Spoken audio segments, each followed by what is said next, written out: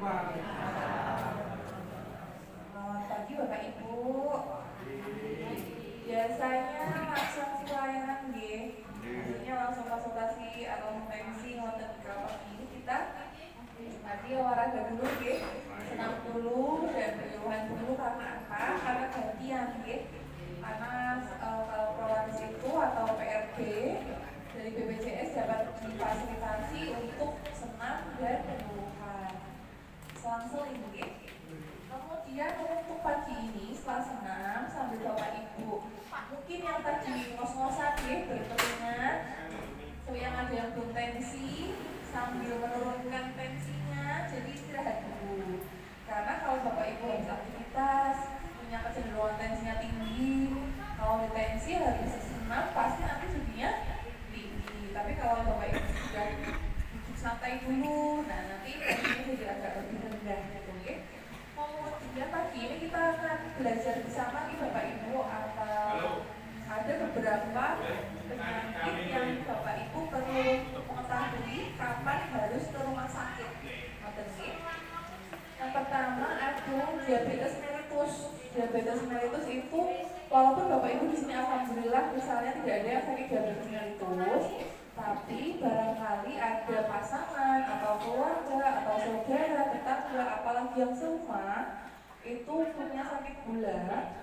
Bagaimana tahu kapan ini harus dibawa ke rumah sakit? Itu kalau mengalami ada yang namanya krisis hiperglikemia, itu artinya gula darahnya sangat-sangat tinggi. Yang pertama niki, kemudian hipoglikemia adalah gula darah yang sangat-sangat rendah.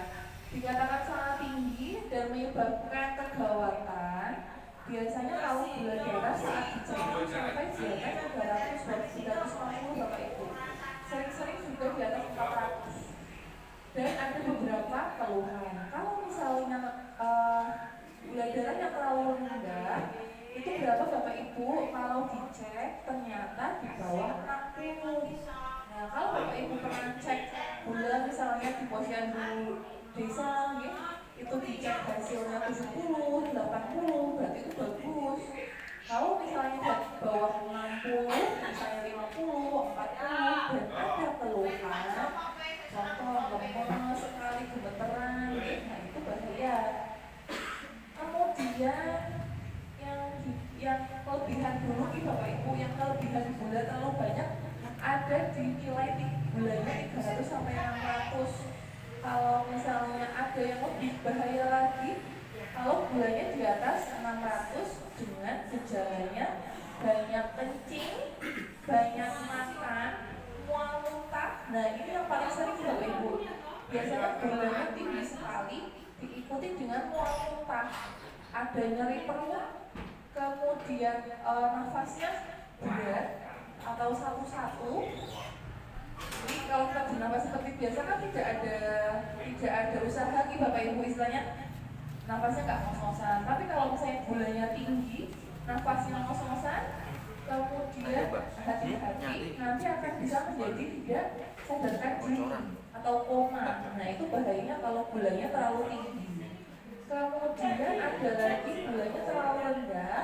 Tadi Bapak Ibu bisa di bawah 60 atau 70 disertai dengan gejala, contohnya rasa lapar, berkeringat, gelisah, pucat nih Bapak Ibu, kemudian ada lemas, lesu, pusing, juga bisa ada contohnya pandangannya kabur atau gangguan sikap. Gangguan sikap itu maksudnya jadi gampang marah atau justru ngantuk terus. Nah itu boleh dicek apakah gulanya memang seringnya rendah atau tidak. Tapi biasanya kalau yang gulanya rendah cenderungnya di pasien yang punya sakit gula. Kalau orang biasa yang tidak sakit gula, insya Allah gulanya aman-aman saja.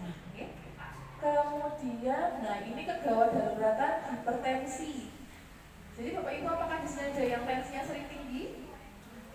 Ada ya Bapak Ibu. Nah ini biasanya dia ada kaitan sama beberapa penyakit. Kalau hipertensi atau tensi tinggi bisa sebelumnya ada sakit stroke, kemudian bisa juga sakit jantung atau bisa juga sakit asma. Karena paru-paru dan jantung itu bersahabat. Jadi kalau misalnya paru-parunya kena, otomatis dia nafasnya lebih membutuhkan usaha, cepat. Kalau bekerja jantung bekerja lebih cepat, otomatis tensinya juga dinaikkan untuk memenuhi kebutuhan. Okay? Nah, kalau misalnya tensinya tinggi, itu harus waspada dulu Bu dokter. Waspadanya itu kalau ada tekanan darah yang sangat tinggi disertai kerusakan organ target. Organ targetnya adalah jantung, paru-paru, dan ginjal juga ginjal dan otak nih Bapak Ibu. Kalau misalnya hipertensi tinggi tapi tanpa kerusakan organ, itu namanya hipertensi urgensi. Contohnya Bapak Ibu, tensinya itu di atas 180, kemudian yang di bawahnya itu 120. Nah itu disertai bertanda-tanda contoh gangguan otak, misalnya jadi linglung atau pusing berputar. Kebanyakan ini Bapak Ibu yang menyebabkan mondok di rumah sakit itu tensinya tinggi, keluhannya kados vertigo. Bapak Ibu mungkin tidak pernah mengalami jadi goyang-goyang buminya, kados gempa tapi soyo parah, bisa melihat itu langsung jatuh atau bangun langsung jatuh. Nah itu curiga tensi dulu apakah tinggi atau tidak. Kalau memang tensinya tinggi, berarti itu sudah mulai ada tensi tinggi disertai kerusakan organ. Nah itu harus ke rumah sakit. Untuk apa? Untuk menurunkan tensinya. Khawatirnya kalau misalnya tensinya terlalu tinggi, sudah ada gejala pusing terus-terusan, bahkan muntah, lama-lama pembuluh darah otaknya itu tidak akan bertahan, bisa robek, bisa rembes, jadi stroke seperti itu. Kemudian ada yang namanya serangan jantung, ada stroke juga, bisa robekan pembuluh darah besar dan gagal ginjal.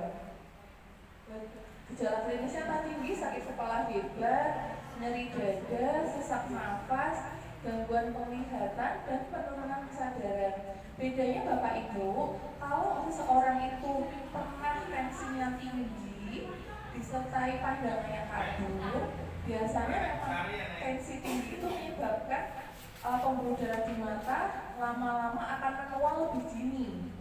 Jadinya yang harusnya melihatnya masih jelas, karena tensinya tinggi terus tidak diobati, tidak terkontrol, akhirnya pembuluh darah matanya kalah karena tegangannya terlalu tinggi terus. Kados misalnya listrik kalau tinggi terus lama-lama apa Bapak Ibu? Bisa konslet nih, tegangannya terlalu tinggi itu sama dengan tubuh kita.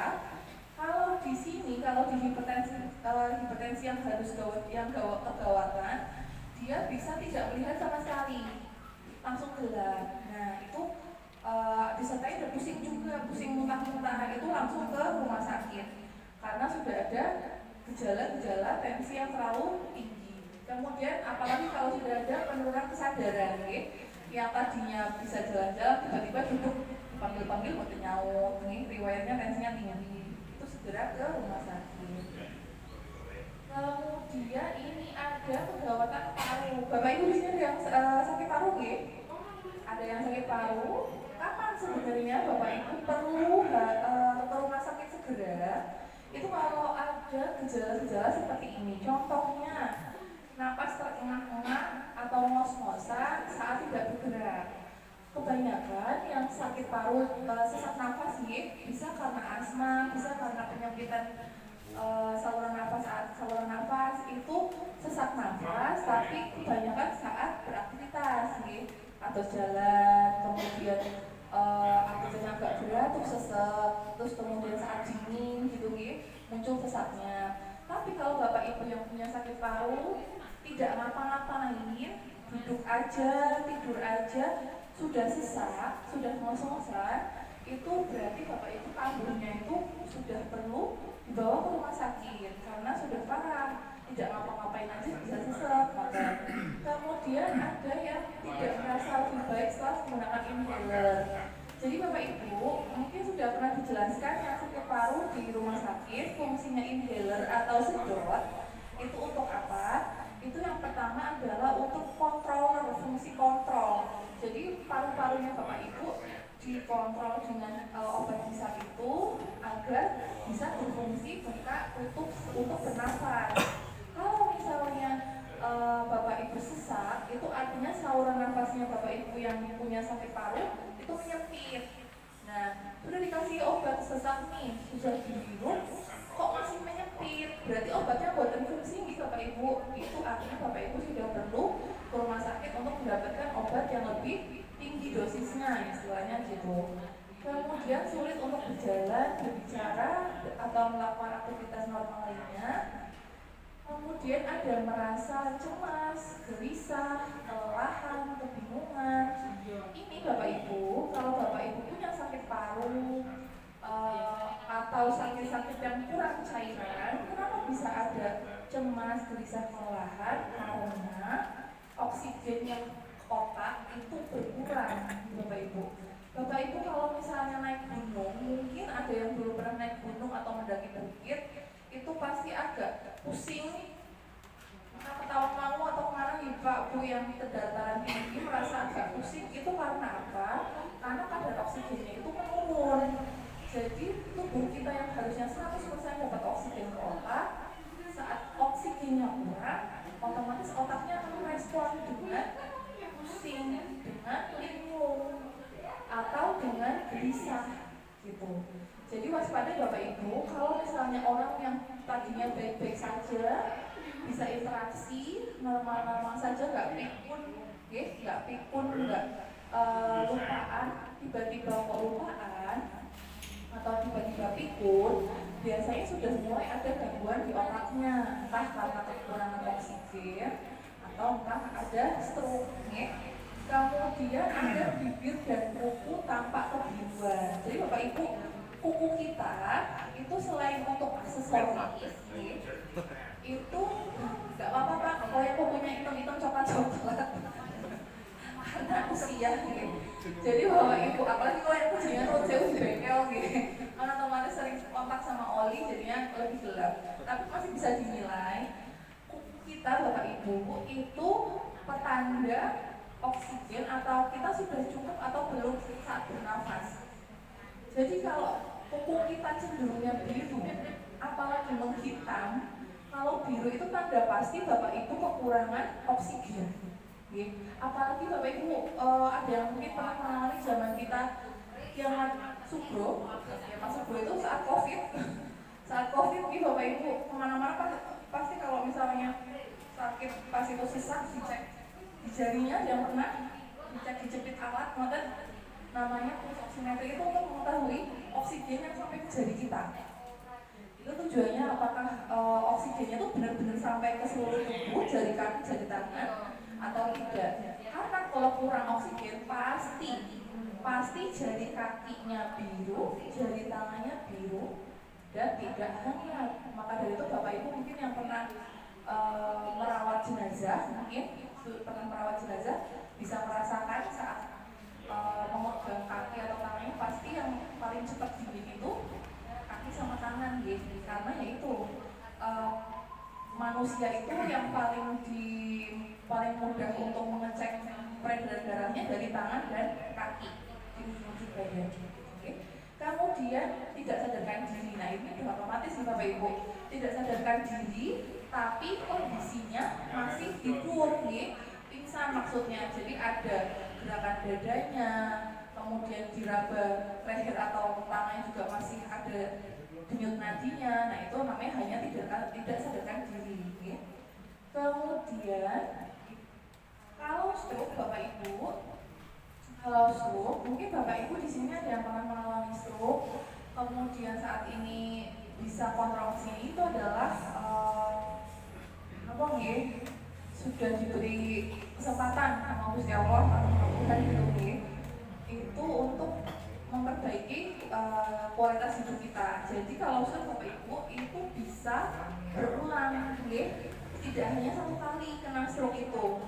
Tergantungnya apa Bu Dokter, tergantung gaya hidupnya Bapak Ibu. Apakah bisa dirubah menjadi lebih sehat, bisa dikontrol tensinya, bisa dikontrol capeknya, bisa dikontrol olahraganya, misalnya jalan pagi.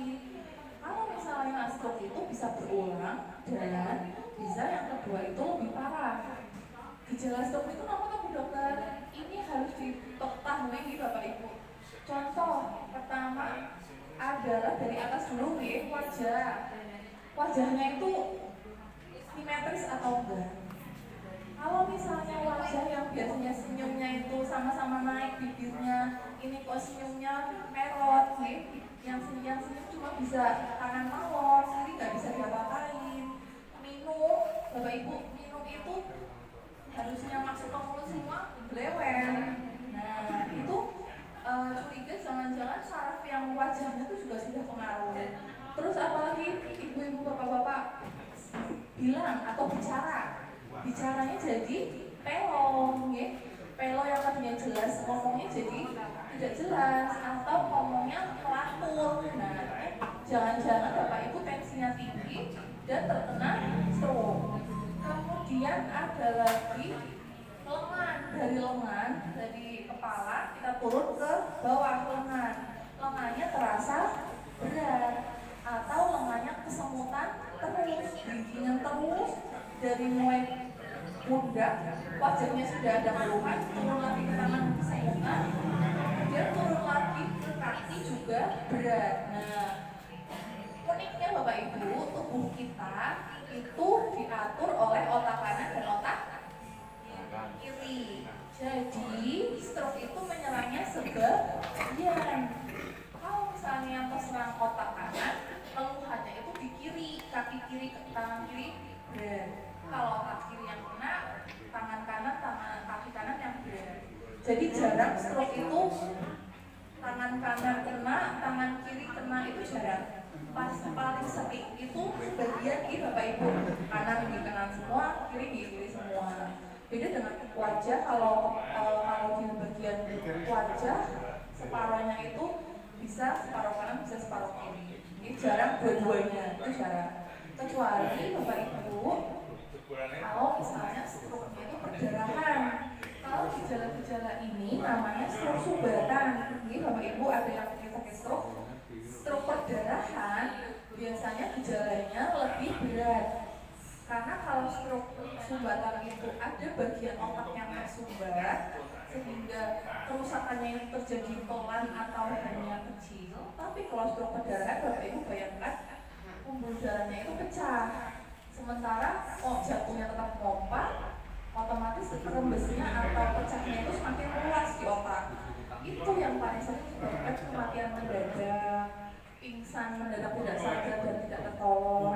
Itu sulitnya kalau stroke perdarahan. Tapi kalau stroke yang sumbatan seperti ini biasanya lebih mudah untuk terselamatkan, tapi dalam artian pasti sudah ada gangguan untuk sehari-hari, entah itu berat, entah kaki tangannya, dan itu cenderung bisa permanen. Kemudian kalau misalnya bapak ibu ada yang mengalami ini, nggak usah nunggu puskesmas buka, nggak usah nanti nunggu anaknya pulang dari Jakarta pulang, langsung segera. Kerasa pagi itu ya sebisa mungkin pagi itu langsung ke rumah sakit. Karena apa? Karena kalau stroke yang sumbatan seperti ini, dia kejar-kejaran sama batas waktu. Batas waktu biasanya paling bagus itu kalau misalnya dalam 8 jam, bagus lagi kalau dalam 6 jam bisa diobati. Itu kerusakannya tidak akan cepat meluas, keluhannya tidak tambah berat. Tapi kalau bapak ibu biarkan, mengkeri ibu dokter, membawa putaran konduk, saya paling sering menemukan seperti itu. Lebih dari sehari otomatis tangannya sudah kaset mengecil dan tidak bisa digerakkan. Gitu nih bapak ibu, saya titip pesan untuk gejala stroke yang tadi saya sebutkan, nggak usah buang waktu, nggak usah nunggu langsung ke rumah sakit. Kalau yang seperti ini keluhannya dan baru dirasakan, tidak perlu pakai rujukan dari puskesmas rumah sakit itu nggak perlu. Kalau langsung kerasa benar-benar seperti ini, langsung tidak ke rumah sakit, karena semakin cepat diobati semakin bagus pulihnya. Gitu, okay? Kemudian ada lagi, nah ini kalau yang tadi bapak ibu harus diingat-ingat jamnya itu jam berapa mulai terasanya. Kemudian bapak ibu kita sekarang belajar tentang gangguan hidup dasar nih bapak ibu. Jadi di Sumatera kalau menurut saya pribadi cukup banyak kasus henti jantung mendadak atau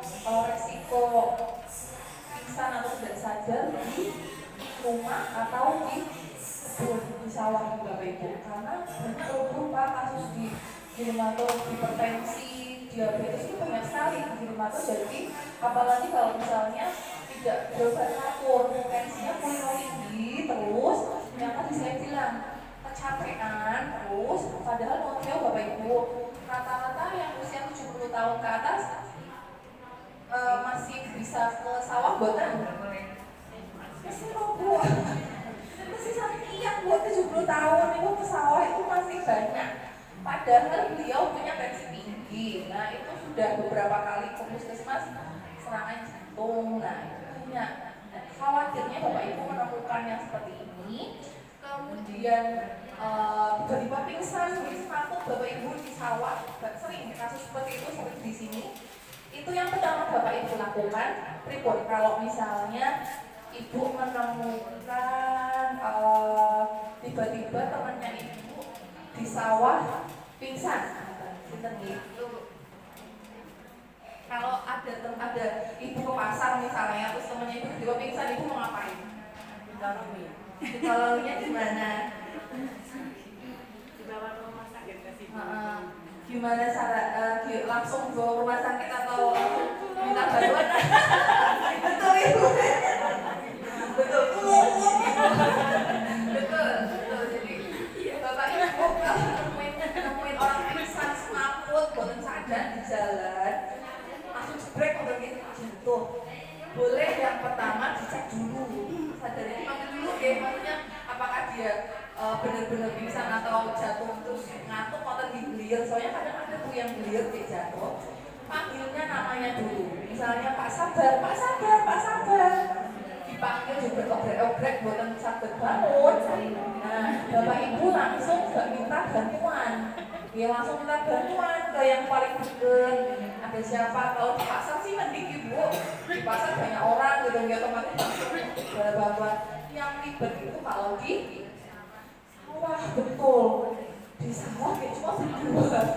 Loh, makanya kalau misalnya kalau bisa gitu, kalau ke sawah jangan cuma sendiri, apalagi berdua. Oke, kasusnya itu banyak. Kalau bisa berbanyak, minimal bertiga mau. Karena apa? Kalau ada sesuatu sama satu orang, ada dua orang yang di situ bisa nemenin, yang satu bisa bantuan. Yang pertama dicek dulu Ibu, Pak namanya dipanggil, bangun apa boten. Nah kalau misalnya bangun, kalau saya bangun berarti dia cuma lemas.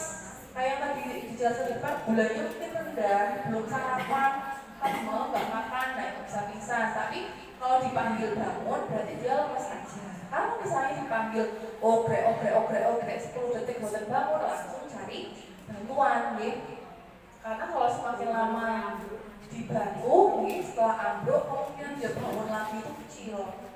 Kemudian kalau misalnya sudah sudah dibangunkan tidak respon, Bapak Ibu langsung ambil panggilan atau bantuan, kemudian dicek dulu nadinya juga. Kalau misalnya di pasar lebih bagus Bu, dicek dulu, oh masih hidup berarti Bapak Ibu cepat harus segera cepat-cepat untuk mencari bantuan. Paling minimal mau Bapak Ibu minimal ke puskesmas dulu boleh, atau kalau misalnya Bapak Ibu tahu ini rasa benar mau dibawa ke rumah sakit dan sudah ada kendaraan lebih bagus lagi. Tapi pada prinsipnya adalah kalau misalnya Bapak Ibu menemukan seseorang yang pingsan, amankan diri dulu Bapak Ibu. Jangan sampai misalnya pingsannya di sawah tidak ketahuan, nah itu kan kasihan Ibu Pak. Dan sudah sepuh, jadi sejamin kalau ke sawah jangan sendirian. Nah ini kalau misalnya tersedak.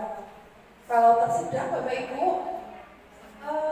anak yang paling sering itu adalah anak-anak dan lansia Karena kalau anak-anak itu dia saluran pencernaannya itu masih kecil, kalau lansia biasanya kemampuan mengunyahnya itu agak berkurang, rawan loten. Apalagi kalau manusia giginya sudah nggak ada semua, itu hati-hati memberikan makanan kenyal, makanan yang susah dikunyah, itu rawan sekali kelolotan. Saya dulu pernah Bapak Ibu pas mendampingi haji tahun 2024, ada jamaah haji usia 70 tahun sudah haji, Bapak Ibu tinggal ibadah yang lain. Kenapa Bapak Ibu? Mau telepon nggak sadar dan akhirnya dibablas lewat. Karena apa Bapak Ibu? Hati-hati. Kalau tersedak itu artinya bukan hanya kelolotan, bukan hanya keselak, tapi demikian. Kelolotannya itu sampai nutupin jalan nafas bosan. Kalau misalnya kelolotannya sampai orang itu tidak bisa berbicara, orang itu memegang lehernya, orang itu kepalanya sampai wajahnya biru, hati-hati. Jangan-jangan kelolotannya itu menutupi jalan nafas kita, jalan nafasnya orang itu. Nah, kalau misalnya sudah seperti itu, harus segera tolong Bapak Ibu. Karena apa? Saluran nafas kita Bapak Ibu dalam hitungan 3 menit dipekat, tercekat, saluran nafas ditutup 3 menit itu pasti sudah ada kematian, sudah ada respon ke otak yang tadi saya sampaikan. Pasti oksigennya langsung berkurang ke kepala, pingsan. Mending kalau pingsan, kalau misalnya otaknya sudah terlanjur mati otaknya, otomatis sudah kemungkinan hidup lagi kecil hanya karena kelolotan. Kalau anak-anak, Bapak Ibu ini ada yang pernah dengar kasus kelolotan rambutan tahun berapa ya? 2023 kalau nggak salah, atau 2024 awal. Itu anak kecil kelolotan rambutan, nggak ketahuan Bapak Ibu, nggak ketahuan ibunya. Tahu-tahu ibunya melihat anaknya udah lemes, bawa ke sini sudah nggak ada, hanya karena kelolotan rambutan. Itu Bapak Ibu, jadi hati-hati kalau misalnya melihat orang kelolotan. Kalau masih bisa berbicara patah-patah, kemungkinan menutup saluran nafas itu hanya setengah. Kalau Bapak Ibu ibaratkan pipa, saluran nafas kita yang ketutupan hanya setengah, setengahnya masih bisa untuk berbicara. Tapi kalau misalnya sudah tidak bisa berbicara sama sekali, pasti ketutupannya semuanya. Nah, apa yang harus dilakukan kalau misalnya sudah kelolotan seperti itu? Ini namanya pertolongan pertama pada kelolotan Bapak Ibu. Kalau orangnya sadar, Bapak Ibu peluk dari belakang, tangannya terkepal, kemudian tepat di atas lambung itu dihentakkan. Ayo Mbak Is, mari kita contohkan.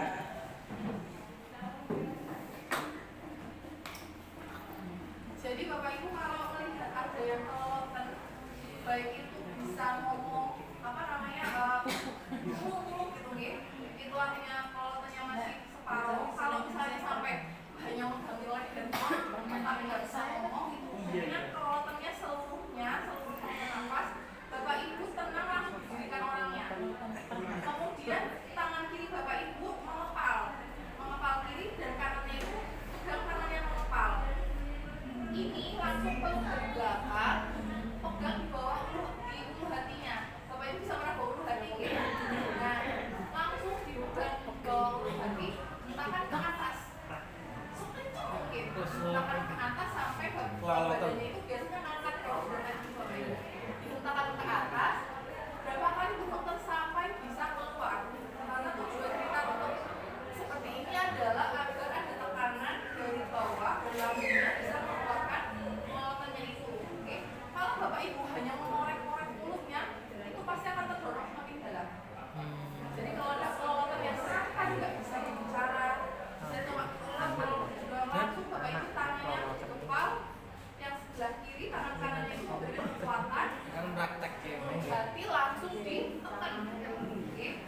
Itu akan sangat membantu. Terima kasih Mbak Is. Ini Bapak Ibu jangan takut, jangan ragu ya. Biasanya kalau itu kan itu nih Bapak Ibu, kalau kelolotan ditepok punggungnya. Nah, kalau ditepok punggungnya itu untuk anak-anak. Untuk anak-anak seperti ini. Nah, ditepok yang gambar ini gambar itu. Nah, itu kalau anak-anak agak diturunkan badannya, atau kalau bayi dibalik badannya, tepok-tepok. Kalau misalnya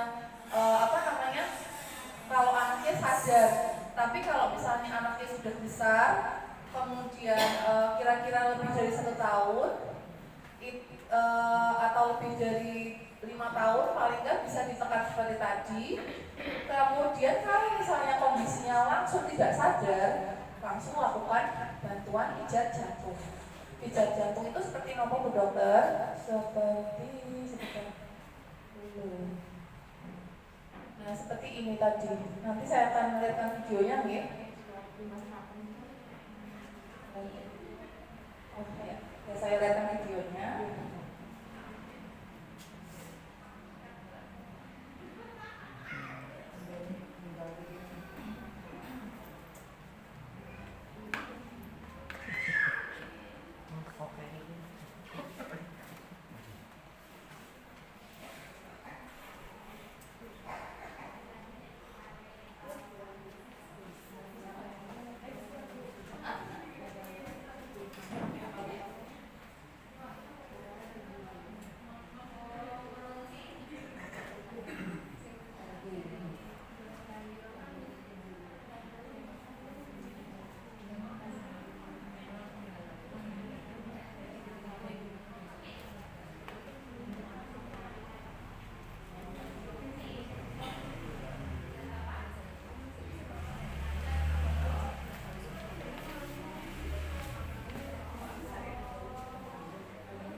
Mbak Tari.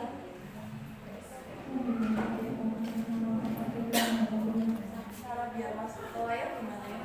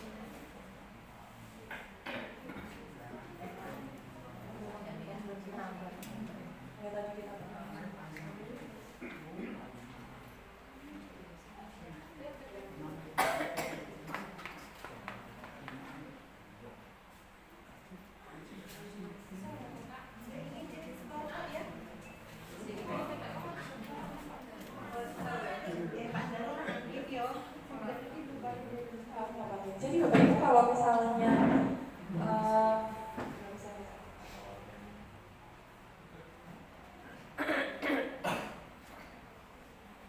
ini ada video Bapak Ibu kalau misalnya Bapak Ibu menemukan orang yang tidak sadar, dicek nadinya teraba tapi dipanggil-panggil tidak sadar, yang pertama Bapak Ibu lakukan adalah cubit Bapak Ibu. Ada gerakan dadanya, cubit yang keras. Kalau misalnya dia tidak bangun dengan rasa nyeri, berarti mungkin ada henti nafas atau henti jantung. Bapak Ibu langsung pijat jantung. Pijat jantung itu pripun dokter? Dipijat bagian ulu hatinya, di ulu hati di tengah payudara atau di tengah puting susu Bapak Ibu. Itu ada yang namanya tulang. Nah itu tengah-tengahnya itu ditekan. Sebenarnya ada video tapi tidak bisa terputar nih Bapak Ibu dari layar aja yang ini.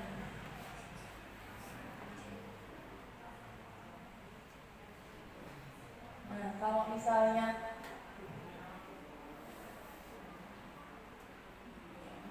ini Bapak Ibu caranya setelah dicek tidak ada, lakukan pijat jantung itu ditekan bagian dada. Jadi ini Bapak Ibu lihat ada bagian dada di tengah-tengah antara puting susu. Puting susu tengah-tengah itu dipijat jantung, posisinya tegak lurus. Jadi seperti tadi, tangan kiri di bawah.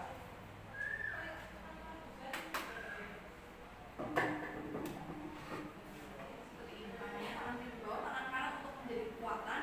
Tegak lurus, pijat aja Bapak Ibu. Pijat cepat dan dalam. Terutama bapak-bapak sih, kalau ibu-ibu mungkin kalau udah kesepuan agak takut nih, tapi kalau bapak-bapak ini masih, saya kira masih pada muda-muda, dipijat jantung, tegak, posisinya di tengah kaki antara dua puting, ambil di tengah-tengahnya, tangan kirinya posisinya terbuka dulu, tangan kanannya di atasnya, ini